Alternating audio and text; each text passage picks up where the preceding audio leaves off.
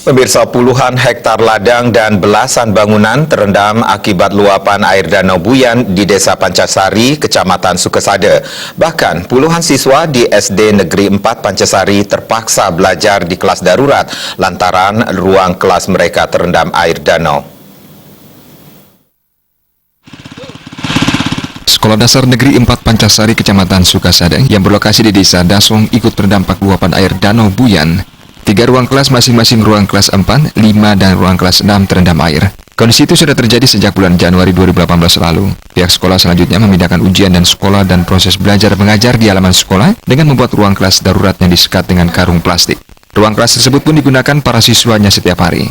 Hanya saja keberadaan ruang kelas darurat itu dirasakan tidak efektif. Kepala Sekolah Dasar Negeri 4, Nyoman Dana mengungkapkan, sudah melaporkan kejadian itu kepada Unit Pelaksana Pendidikan Kecamatan Sukesada dan Dinas Pendidikan Pemuda dan Olahraga Buleleng. Tim dari Pemkab Buleleng pun sudah turun melakukan verifikasi.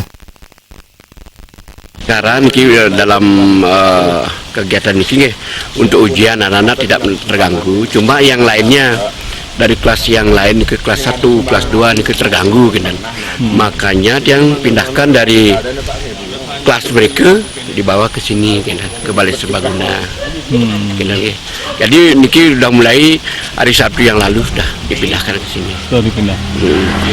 Jadi yang tenggelam itu dimanfaatkan selama ini untuk kelas apa aja, Pak? Kelas berapa? Kalau dulu itu dimanfaatkan kelas 456, Pak. Kelas 456 hari ke karena sekarang sudah seperti ini karena dipindahkan di kelas atas. Yang lainnya di kelas 1 dan 2.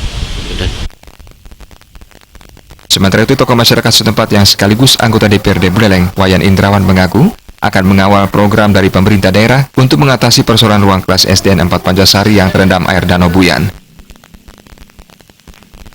Akan mengawal, dan terkait ini kami sudah bicara sama dinas terkait, khususnya UPP sekolah dan kepala dinas pendidikan. Secara lisan kami sudah bicara dan siap akan mekanisme ini, siap akan gimana caranya, mungkin revitalisasi, mungkin pembenahan sekolah, dan dinas terkait akan mengkaji, dan kami di DPR akan mengawal penganggaran ini sampai terlaksana dan terrealisasi dengan baik.